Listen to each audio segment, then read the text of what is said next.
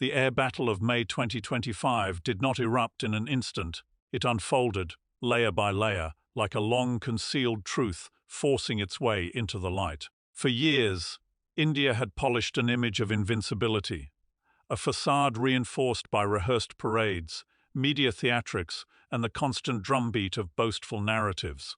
Yet when the storm finally arrived, that glossy exterior began to fracture, revealing the widening gap between illusion and ability.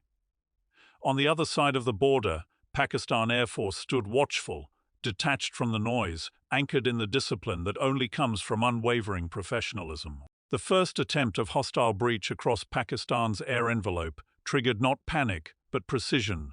Calm voices echoed through PAF command rooms as Operation Bunyanum Marsoos surged into motion. There was no boast, no bluster, only an ironclad sequence of actions honed through doctrine and drilled into instinct. Interceptors rose with a purpose that needed no explanation. Data from airborne sensors, cyber nodes, ground radars, and orbiting assets braided into one coherent picture. In the space of minutes, the intruding formations found themselves ensnared in a web they hadn't even noticed until it tightened. Indian pilots reported jamming. Their controllers reported darkness. Their formations dissolved into isolated aircraft, stumbling through a sky suddenly stripped of guidance. PAF fighters, moving with silent decisiveness, struck at the exposed seams, dismantling India's offensive in a rhythm so clinical that foreign observers would later compare it to a surgeon operating in a storm without missing a heartbeat. This was not merely aerial combat. It was the embodiment of multi-domain operations, where cyber, kinetic, electronic, and intelligence strands fused into a single, unbroken spear of dominance. While this real battle unfolded above the subcontinent, a different drama raged on Indian news screens. Anchors declared imaginary triumphs. Analysts celebrated victories that existed nowhere except in studio lights. But outside those studios, evidence accumulated relentlessly. Debris patterns, radar tracks, and independent assessments painted a starkly different portrait, one in which 7 Indian frontline aircraft fell, and even the much-advertised S-400 system, India's crown jewel, lay defeated by a meticulously coordinated JF-17 strike.